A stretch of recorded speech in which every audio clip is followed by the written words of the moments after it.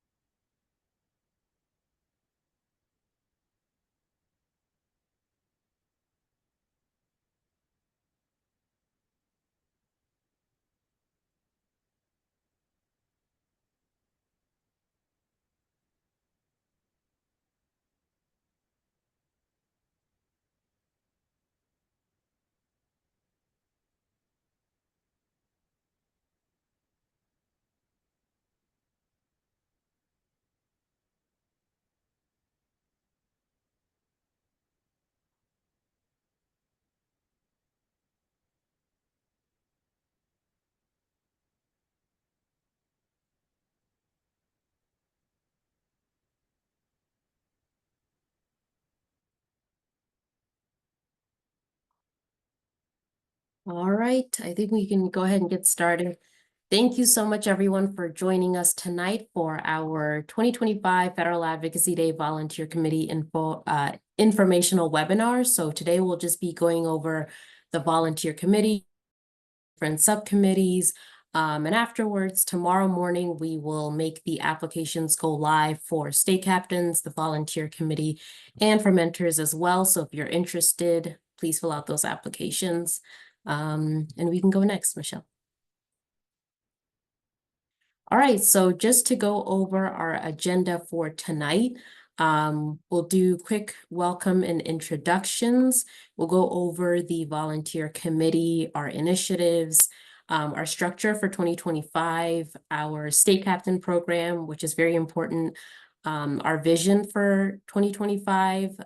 There's been a lot of changes this year for IVF and the family building community.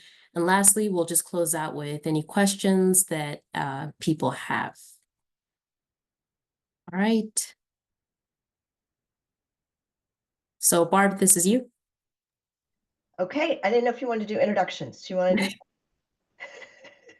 Well, yes, let's do introductions because I know the next slide is going to be the co-chairs, but you can introduce yourself, Barb, and then the next slide, Julie and Eva. Okay, great. Hi, everyone. I am Barb Kalora. Thank you for joining us tonight. Aisha Adu. Aisha, if you could tell us what your role is at Resolve and what you do, that would be great. And then I'm also going to introduce Michelle. Oh, yes. Thank you, Barb. I completely forgot. I see so many people in the chat right now that are from last year. So I'm like, everyone knows who I am. But if you don't know who I am, I'm Aisha. I'm the Grassroots Advocacy Manager at Resolve. I work in our Access to Care department. So I work on our state advocacy events as well as our Federal Advocacy Day event. It's a huge, huge event for the past couple of years. We've been doing it virtually. It's a chance for everyone in the family building community. It can be a neighbor of someone that has gone through infertility. It can be a family friend. It could be anyone in our family building community. It's our chance to go in and talk to our legislators about the bills that are important to us, share our stories, and hopefully we bring some type of movement and coverage for IVF, infertility coverage for those in the military and veterans family. There are bills regarding time off for those who have suffered from a loss. There are a lot of different bills that we'll be advocating for, but this is our one chance. It's the biggest family building event.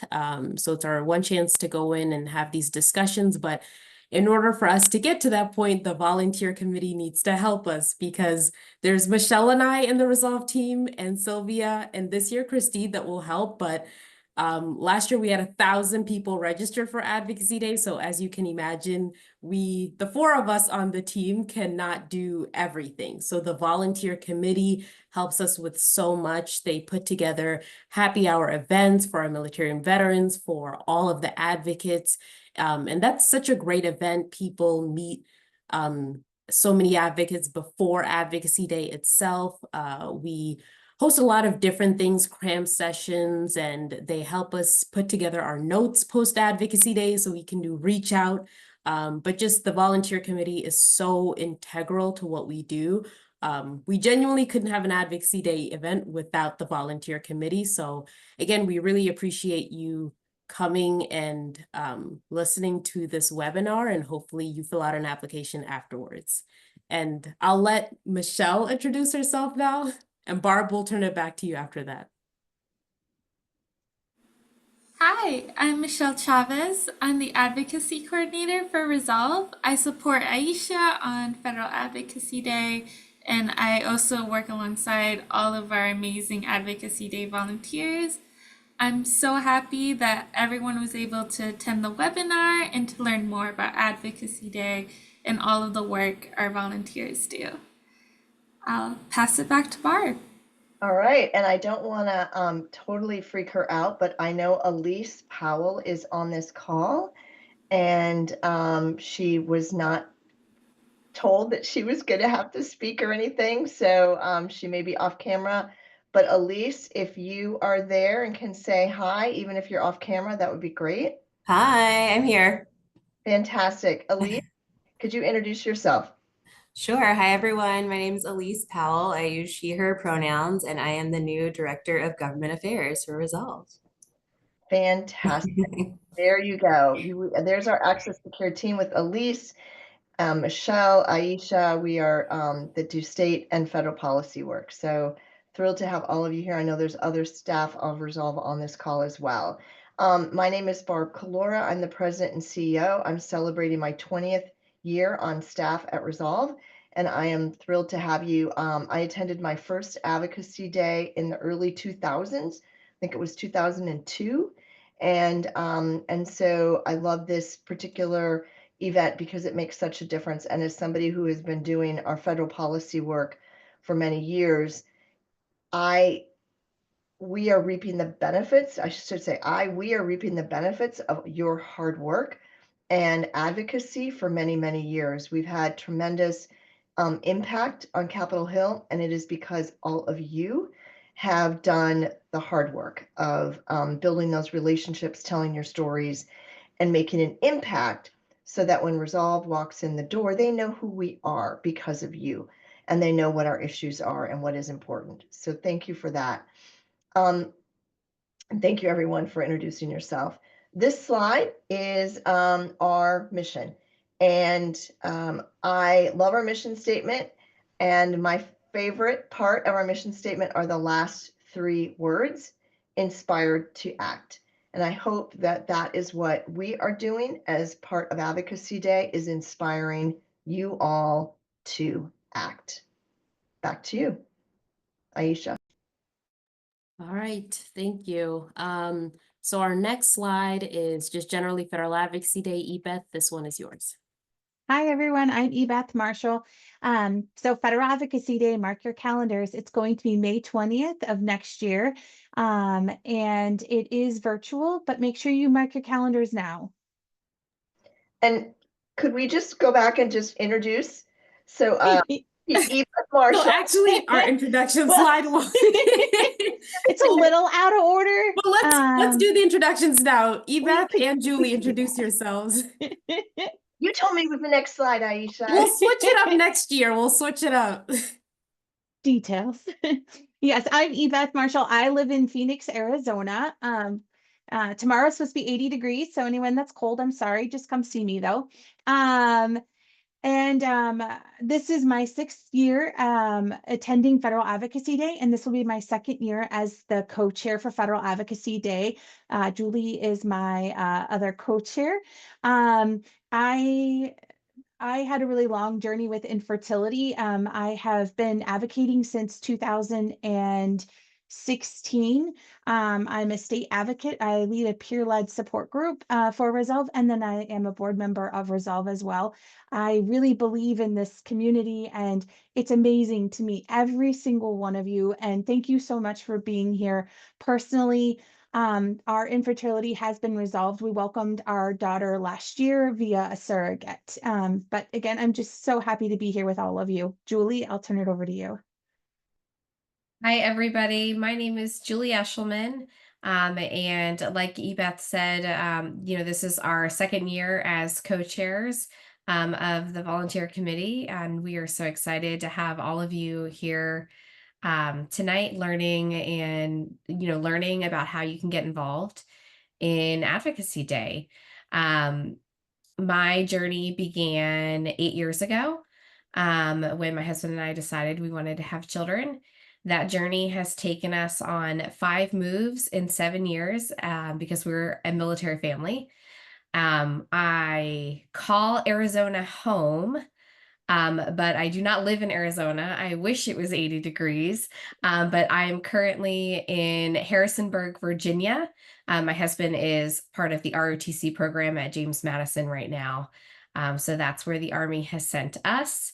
And we have used IUI and IVF to build our family during all of those moves across country. And so I found resolve along the way, got involved with Advocacy Day, and they can't get rid of me. I'm here to stay. And, we hope, like Barb said, that you are inspired to act.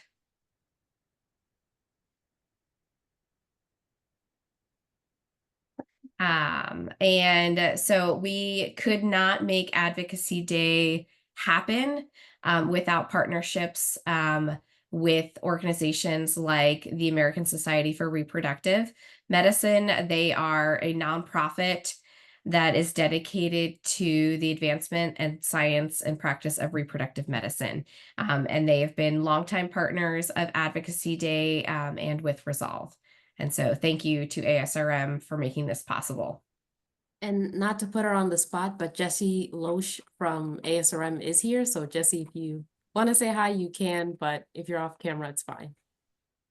I will pop on. I'm in horrible lighting, but hi everyone. It's always so inspiring to get to be here and represent ASRM and be part of this incredible community. So thank you to everybody. I'm going to immediately go off camera so you don't have to look at my face anymore. Thank you, Jessie. All right, so now we're going to do the introductions, but you've already met the 2 co-chairs. They are our co-chairs from last year as well. And they're co-chairs for 2025, Ebeth and Julie. They were amazing last year. We're going to have an amazing year this year. They both have a lot of experiences within the volunteer committee, but also generally within Resolve. They lead support groups. They have their own organizations. They just do so much. So we're really excited to have them back. And a quick shout out to a past co-chair, Ryan is here, but I won't put you on the spot. What's up, everybody? Long time no see. Where's the ball cap? I Oh don't man, think well, it was a winter cap because it's about 19 degrees here in Chicago. So great to see everyone. Great, thank you. Okay, Ebeth, this is yours. Okay, great. So we are, so this is the volunteer committee. And so today's where you can learn about all of the amazing ways to advocate with us. Oh, I'm so sorry. So sorry. Thank you. Sorry about that, guys.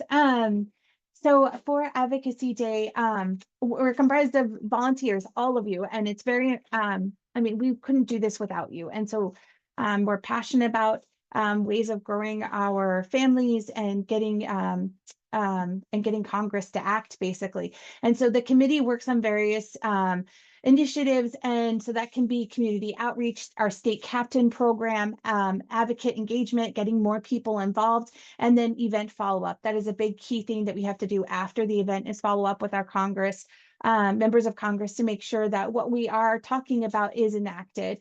And then volunteers consist of the families that are building their journeys and those who have been resolved, family members, family building, healthcare professionals, and advocates. So why join us? We want to be able to utilize your skills to help with our overall mission, and help all of those that need access to family building have that access to those services. volunteering, you are able to make an impact. You know, Resolve is a very small organization, and your volunteer hours really go a long way to supporting their mission and to supporting their advocacy efforts. You get to meet some of the best people. Not gonna lie, I love our, Advocacy Day family here. And so, I think that's a huge plus. And you also get to step outside of your comfort zone, try out, new things, be pushed, to better yourself, but you'll also be able to develop leadership skills and other skills by participating on here. And we have this quote from a volunteer: "I'm loving my time serving on the volunteer committee. I feel a sense of purpose and I'm thrilled to be giving back. I definitely found my people and I'm certainly leveraging my strengths." I think a lot of us can relate to that, that have been serving on this committee. So I did notice in our chat, we have quite a few new people this year, which is fantastic. So welcome to all the first timers, and then welcome, of course, to all the people that are coming back. So to be part of Federal Advocacy Day, there's a volunteer committee, but then you can also just be part of Federal Advocacy Day. And that means going virtually to the Capitol and advocating on behalf of family building. So if you want to do more as part of planning for Federal Advocacy Day, that's what the volunteer committee is. It's all about planning for Federal Advocacy Day and then the follow-up that comes from that. So it's great if it's your first year and you want to be part of the volunteer committee, or if you just want to participate in Federal Advocacy Day, you don't have to be part of the volunteer committee. But just know that there is that distinction, and we're thankful for everybody, whether you're showing up just for Federal Advocacy Day, that is half the battle, and letting your voice be heard. And there's so much strength in that. But if you do want to be on the committee to help prepare for this day and plan for it, there's an application. It's a quick form, and it's really to help us as leaders know how to use your talents and what you want to do.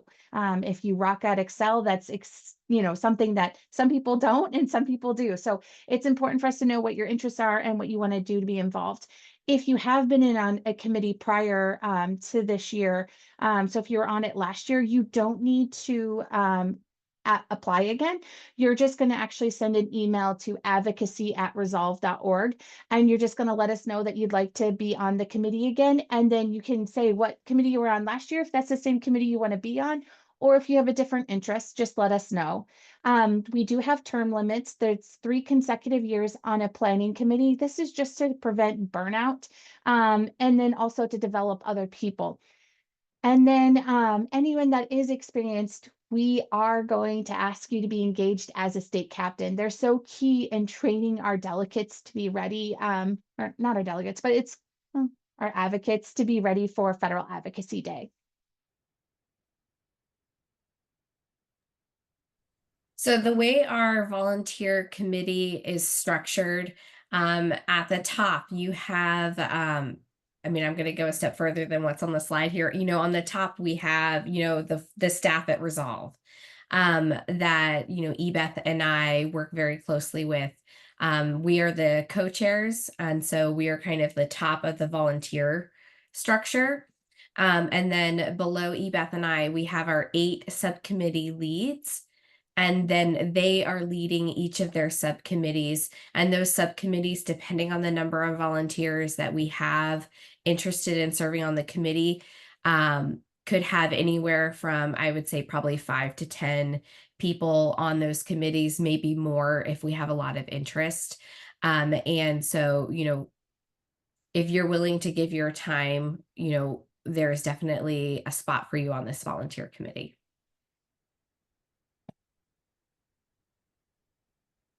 Okay, the state captain program. So for reference, this is kind of special to me. This is where I started. I was on the state captain underneath Ryan, and then I became the lead for the state captain. And it's very special to me. All the volunteer programs are special. So I shouldn't say that, but this one's very near and dear to my heart just because it's where I came from. But what is the state captain program?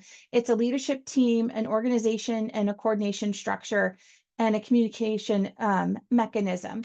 And basically the responsibilities of a state captain is to lead your state delegation through Advocacy Day orientations. It's basically training the advocates to get prepared for Advocacy Day, and then organizing your team, and then to inform your state delegation of news, updates, developments, and schedules. If you are wanting to be a state captain, we have training for that. So we train you to help you train your delegation. And so, Ebeth, I'm going to ask you to cover this state captains coordinators one too. Yeah, absolutely.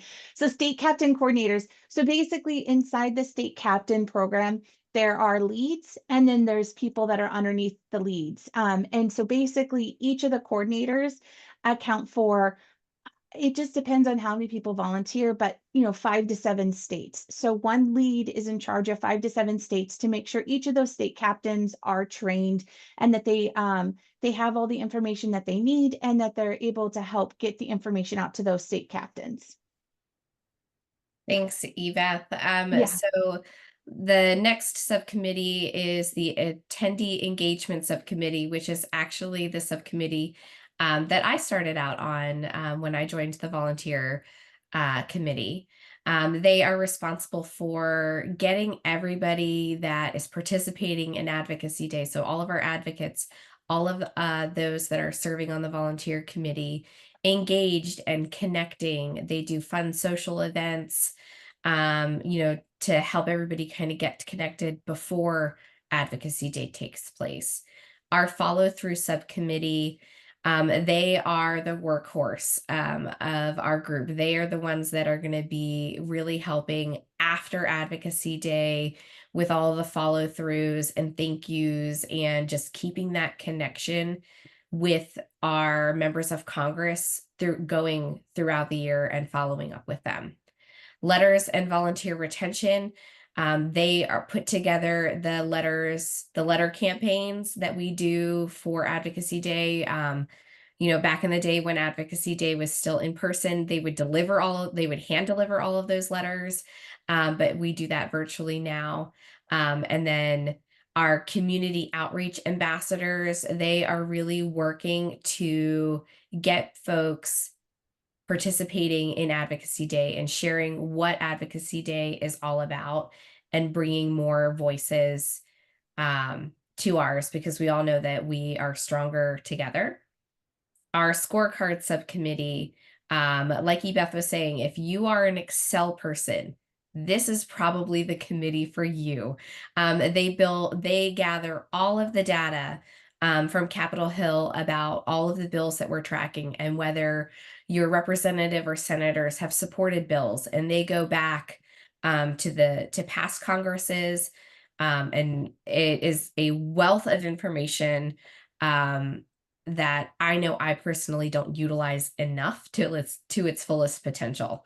The Underrepresented States Subcommittee really focuses on recruitment and involvement in some of our historically underrepresented states. States that come to mind are Wyoming, Alaska, Montana, the Dakotas. I think in past years, Kentucky has been one of those. So states that we have a hard time getting a lot of advocates, they are working to get advocates in those states. And very similar to the Underrepresented States Military Recruitment Subcommittee, they work to recruit our military connected advocates. So service members, veterans, their spouses, partners, even military children that want to get involved. They also do a little bit of attendee engagement things in connecting those advocates together.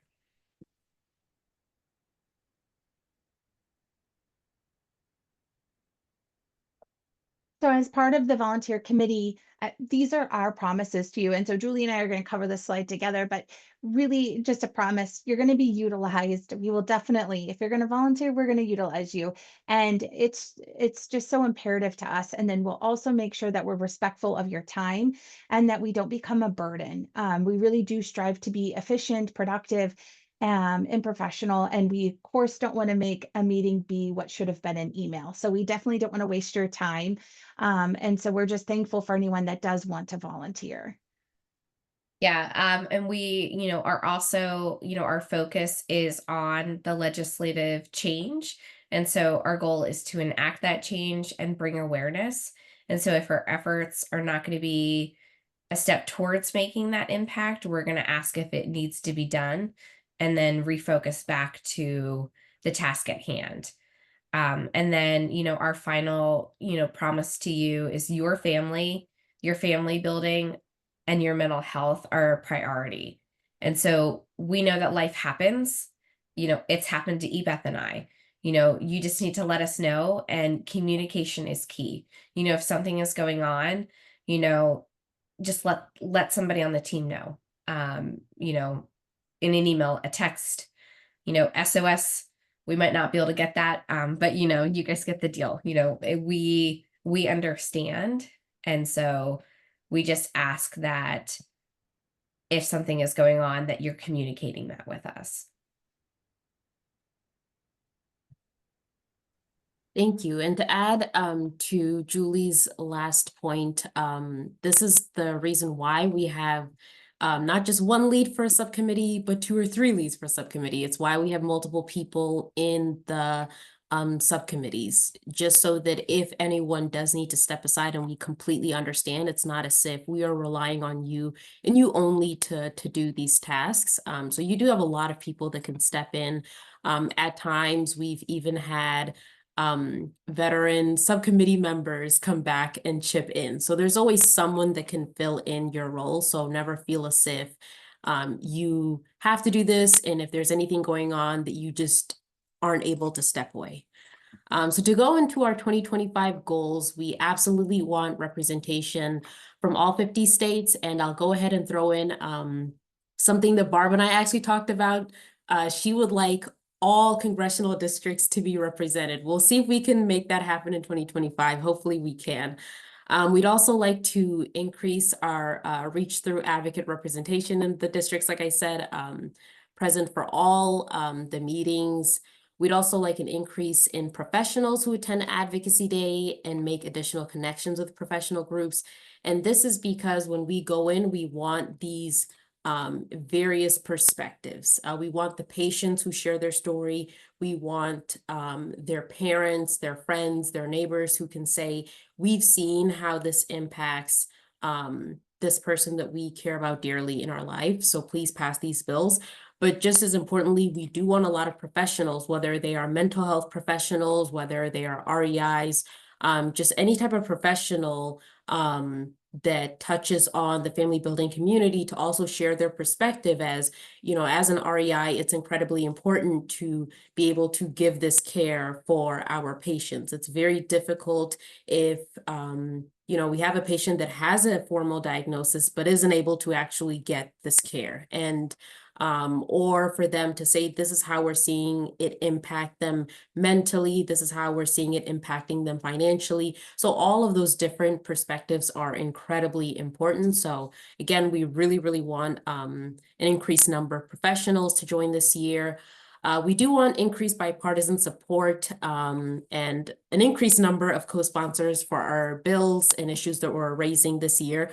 We'll, of course, share the bills later on in our issues in the new year, but Resolve has always been bipartisan. We want anyone who cares about the family building community to help us get these bills passed. But just as importantly, we really want this to be a very inspiring, motivating experience for all attendees.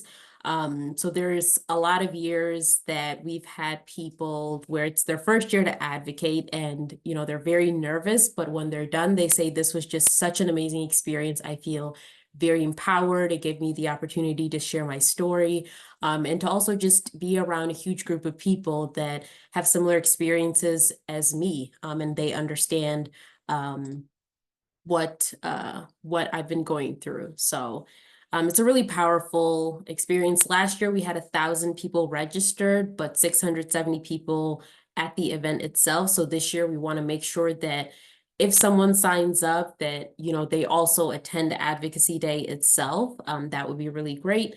And we also want all newcomers as the volunteer committee, you know, this is our opportunity to use all of our talents, our skills to get every newcomer that might be honestly a little scared to go to Advocacy Day, for them to really feel empowered and prepared to go in. So again, that will really be the role of the volunteer committee to make sure that we can get all of these advocates up and ready for Advocacy Day and to also feel welcomed. And lastly, we really want to instill that Advocacy Day is not just a one-off event. It's not a one-day event and then we leave and that's it. There is follow-through. Our follow-through subcommittee is very important because all of their work starts right after Advocacy Day. We always ask advocates when they go into a meeting to fill out a survey about how it went. The follow-through subcommittee is the one that actually goes through all of those notes to look and to answer questions that the advocates have and to give them information about, hey, you talked to this senator and they asked you this question. Well, here's the answer. Please reach out back to them. So we want advocates after Advocacy Day to continuously have this relationship with their legislators so that the next year when they come back to Advocacy Day, it's, remember you talked to me last year. I've seen that you have actually supported this bill we discussed. Here are additional ways that you can help. So those are our goals, and all of our goals cannot be accomplished without our volunteer subcommittee. So I'm really looking forward to all of the different applications that we'll see. Shout out to Jackie. I see you in the attendee. She was on the follow-through subcommittee, was amazing and super helpful, did great work. So we're at the end now. The applications are not open. We'll open them tomorrow. We'll send you all an email. It'll have the recording of this call so you can go over anything. And then we'll also have the applications and we'll have it for the state captains as well. It will close in 2 weeks. So contact us, fill out the applications, let us know if you have any questions. And we're really looking forward to hearing from you. Barb, do you have anything that you'd like to add before we jump into questions? Well, first of all, thank you so much, Ebeth and Julie, for going through that, and of course, Aisha. So, you know, this is what you need to do. If you have been on the committee before, just email advocacyday@resolve.org to let us know that. And if you have a preference, if you've never been on the volunteer committee before, I encourage you to consider your own schedule. One of the things we didn't do a lot of on this call for good reason was give you sort of like the peaks times for your engagement and involvement. But the event is on May 20th. And so we're gonna, you know, be full bore in January, and it gets clearly more intense as we get closer to the date. So you know, look at your own time availability, look at your skill sets, and think about what is going to be of interest to you. Make sure you convey that on the application. And our goal is to match up your interests with the needs of the committee and make sure that you're in a position that you find really fulfilling. If it turns out it's not, then you let us know that. We're really about open communication and making sure that at the end of the day, you have a great experience and that you're helping the effort and you walk away from this so excited and engaged that you want to come back. So the application, Aisha, maybe you could just talk a little bit about what is on that application. This is, you know, who that information is shared with, if people are concerned about any privacy issues. And maybe you could also share how you match up what's on the application to where you end up placing somebody. That maybe if you could talk a little bit about that, that would be great. Yeah, sure. So in the email that we'll send out tomorrow, we actually will link a manual that goes into more detail about the different subcommittees. It will include information about how many hours per week you can estimate that you'll be working for the volunteer committee. But in the application, we ask you to provide general information about yourself, including why you want to join the volunteer committee. And then we ask you to rank the subcommittees, like 1 for the one that you want to be in the most and 8 for the one that you want to be in the least.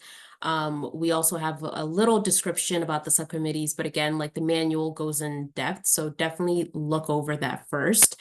But for the applications, when we get it, Michelle, myself, and the co-chairs, Yvette and Julie, are the only ones that look at this information. So no one else is going to be looking at it.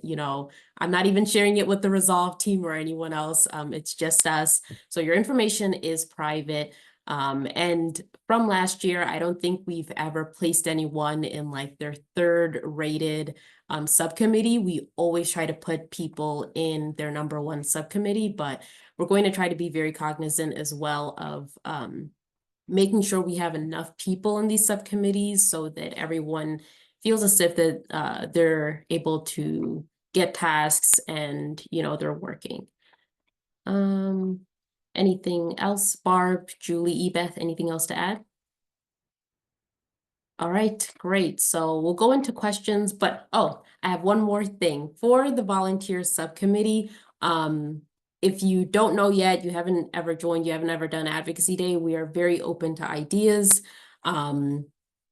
Our volunteer members are the ones that oftentimes give us ideas for maybe a new subcommittee or a new idea, new way to reach people. So when you join a subcommittee, it is a very welcoming place for your ideas. So please don't see it as we'll give you tasks and you don't ask us questions, you don't say anything, you just do them. It is supposed to be this environment of collaboration, but also reaching out to our advocates.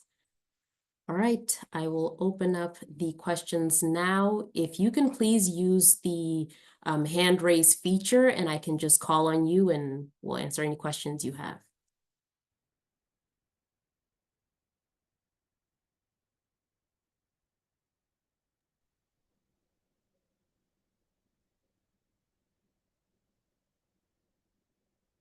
Any questions?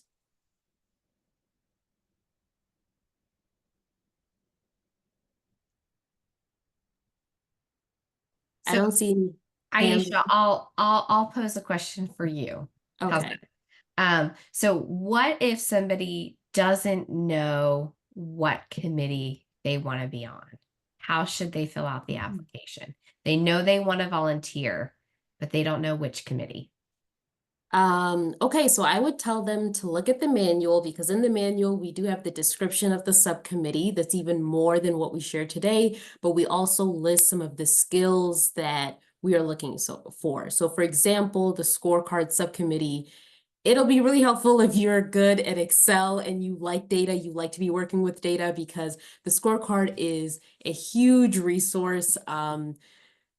But it's incredibly helpful. So I would say that would be a great subcommittee to be in. Or for example, if you are someone who really likes planning social events, things like that, then if you read the manual, you'll see that the attendee engagement subcommittee, they throw our happy hours, both internally for the volunteer committee. Last year we had 2 happy hours for all of the advocates.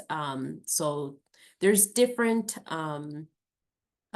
descriptions and skill sets that are listed in that manual. They'll give you an idea, but worst case, if you're still like, I'm not sure what to do, you can always contact us at this advocacyday@resolve.org and, just give us a background about yourself, what you're hoping to accomplish through Advocacy Day, because then we might say, okay, a state captain is a great position for you to be in, or let's place you in one subcommittee and we'll see how you like it. And maybe next year, you'll decide, okay, I really like this aspect of being in a volunteer committee, but I'd like to do something more so related to this. And then we'll be able to place you. I have a question in the chats. Andrea says, this will be my first time participating in Advocacy Day. Generally, what can I expect about how that day will be organized? So we will have more information about that in the new year. So right now we're just organizing the volunteer committee, but January, that first week, we'll open registration for Advocacy Day. We'll be sending information about what you can expect. But right now, to do a quick run through for a new advocate, typically we start off in the morning. I'm not sure which time zone you're in, so I can't predict this, but around like 8 a.m. Eastern time, Barb kicks us off in the morning session, which is about 20 minutes, where Barb says our thank yous, inspirational message. Sometimes we have thank yous from our sponsors. Our co-chairs will also have a couple of minutes to talk. Last year, we even had a member of Congress come and speak, well, virtually, they spoke about our advocacy and how important it was. And then once we wrap that up, you will just have your schedule for the day. So we typically have about 3 to 4 meetings. You might meet with both of your senators and your representatives. So the meetings are typically 10 to 15 minutes. We go in, it's virtual, it's on Zoom. You'll introduce yourself. We'll have a script for everyone. Your state captain will organize you for who will speak when and for what issue. And the meetings are pretty quick. You can do follow-up with your legislator after that. But we typically ask people to keep the whole day reserved for Advocacy Day. So that's what it'll look like. Okay, you're on Eastern time just like us. So yes, it'll be a 9 to 5 day for you. We have another question. How, as a mental health professional, will we be utilized for Advocacy Day? So when you go in to talk to the legislator, you will be sharing as a mental health professional. If you've had patients that have been going through their family building journey, of course, not sharing private information, but you would share, you know, the mental toll that it takes on people, just facts from your job that you've seen related to family building and how stressful it can be. But also we might have some opportunities this year for mental health professionals to do some other types of work as well. We'll check in about that in the new year. All right, another question. Will all volunteers be asked to share their stories with elected officials, or are only a few selected to do this? I will let Ebeth answer this.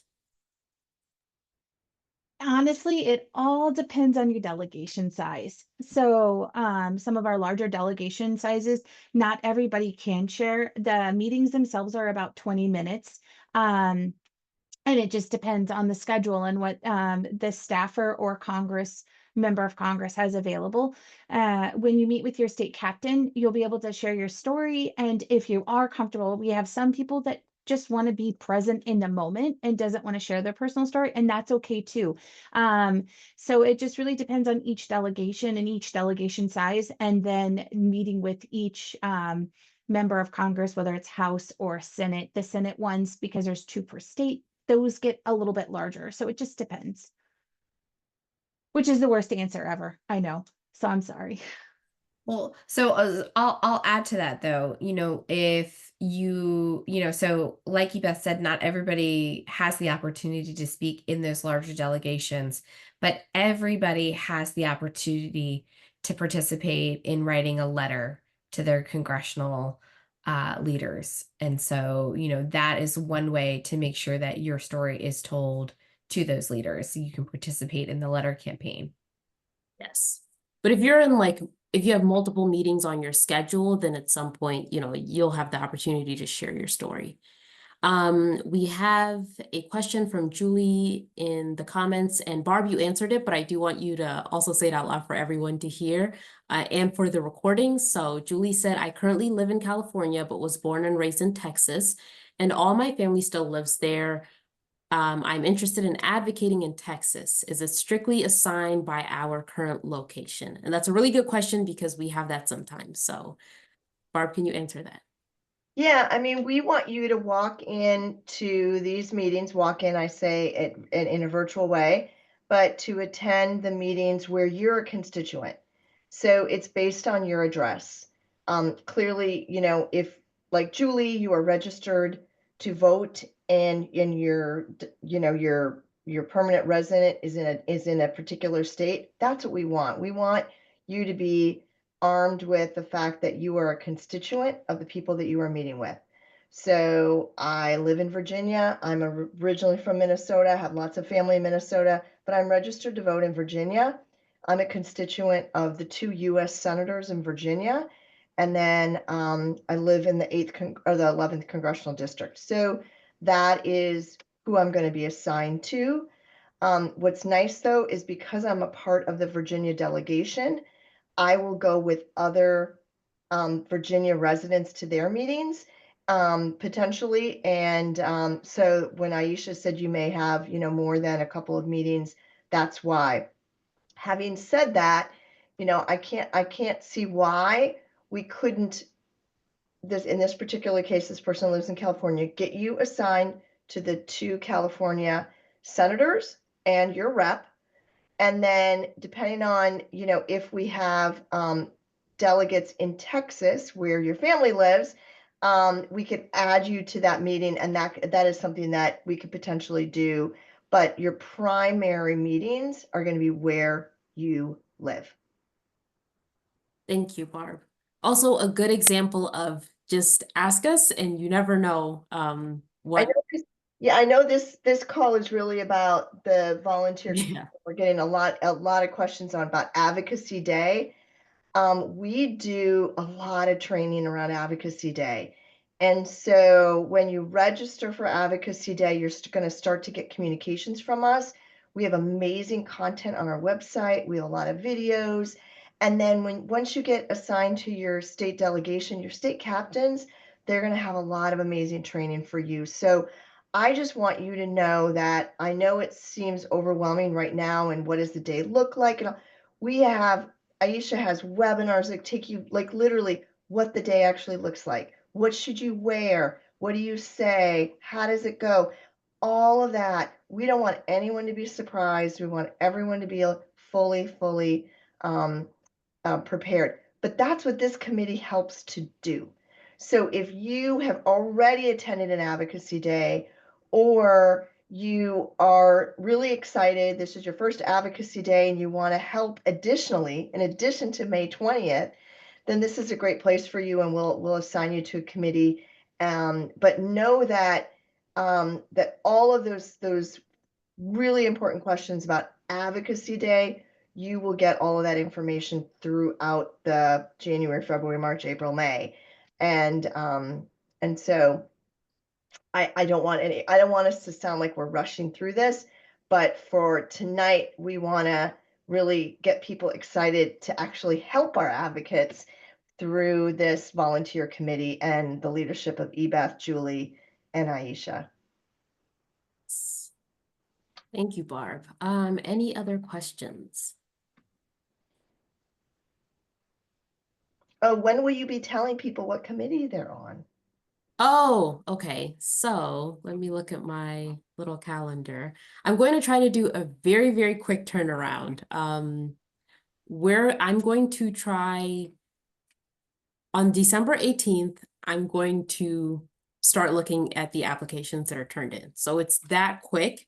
And I'm expecting in that week of December 16th, I believe, yes, that week of December 16th, by the end of that week, we would have picked our volunteer committee members. We've contacted them. We've let them know, because early January, I plan to have a volunteer committee kickoff meeting, which is just to get us prepared, where we talk about what our plans are going to be. We share the task list. We introduce you to maybe more members of Resolve that will be helping us this year with Advocacy Day. It's really that time where we're going to get started very early in January. We're going to start recruiting state captains in January. So I'm going to try to do a very, very quick turnaround and let everyone know very soon. So please don't delay submitting your application. Submit it as soon as you can. It doesn't take that long. I even practiced it myself. It took me like 5 minutes to do it, and I was taking my time. So it's not a long application at all. We have one question in the chat. Would you recommend participating in one Advocacy Day just as an advocate before joining the volunteer committee? That's I'm going to pose this to everyone. Ryan. That's an Ebeth, Julie, and Ryan question. Yeah. Honestly, I would say yes. Because if you don't know what Advocacy Day looks like and what it feels like, it might be hard to be on the planning side of that. But I do know that we've had some amazing volunteers on this subcommittee that have also been first-time advocates. So I don't know that there's a right answer. Ebeth, Ryan. I think this is where it's always great to have two opinions. I think that you should. And I think that there's a certain committee that is good for you and a certain committee that's not. So like state captain subcommittee, not great because you don't know what to expect and you're preparing other people to be prepared for that day. But getting involved in the letters campaign or engagement or how to get more people engaged, or because you're a first time advocate, you're here, you know what got you excited to be here. Maybe you have something that will help us also encourage other first time advocates to come and advocate that day. So I think it's all about just being on the right committee. I think it is tough. I do agree with Julie. It is great when you know what you are helping plan because now you know what to expect. But I think there are committees that you don't necessarily have to have that experience, especially with engagement and recruiting other advocates to join us on Federal Advocacy Day. I do believe, Aisha, that we require state captains to have participated in at least one advocacy day. But and then of course the leads for the subcommittees are people who participated in advocacy day. So I think it's fine, as you've heard, it's finding the right fit, and we're not going to put you in a position where you're going to feel lost or uncomfortable or ill-equipped. Correct. Ryan, do you have anything you'd like to add? I'm thrilled that you're asking. I'm going to tell you. Yes, there's a spot for everyone. If you have the time to commit to the volunteer committee, there is a spot for you. And when you fill out that application, as Aisha mentioned, the Resolve knows that you're a first-time advocate. So you're going to be placed with somebody who's a more seasoned advocate, somebody who's been on the volunteer committee. I always talked about having a very deep bench for the volunteer committee. Nobody's getting turned away from the volunteer committee. At least they weren't 2 years ago. Apply. You will be placed in a place that is a good fit for you. Okay. And you're going to learn a ton. And then next year when you come back, all of a sudden you're a seasoned volunteer committee member. Yes. Low expectations for the first time volunteer committee members, though. Absolutely. All right. Any other questions? We did great with time today. All right. I think I'm going to go ahead and give you all 8 minutes back. 8 minutes that you can use to think about joining the volunteer committee. Go on our website and be prepared tomorrow for when the applications come live. But thank you everyone for joining us tonight. Thank you to Barb, Ryan, Ebeth, Julie, Michelle. I don't want to name everyone that I recognize in the chat, but thank you all for joining us tonight. I hope you all come back to our volunteer committee. And for the new people, I hope you all join us. It's truly an amazing group of people that are very dedicated. It's a very empowering event, and the work that you do in the volunteer committee is so important. We have really been able to grow this event from when I first started, I had a goal of like maybe 250 people. We had 500 people. And then my next year I said, okay, 500 was great. Maybe just 100 more. And we had double that amount sign up. So the work that you do is amazing. There are so many people that are so emotional on our happy hours, so grateful that this event exists, that, everything was put together, and it's truly because of the work that you will do. So you'll get that double opportunity to not only help us put the event together and, bring a profound opportunity to all of our advocates, but you also get to participate in Advocacy Day and speak to your legislators. So please apply. Thank you, everyone. All right. Thank you, everyone. Again, email us at this email on the slide if you have any questions. All right.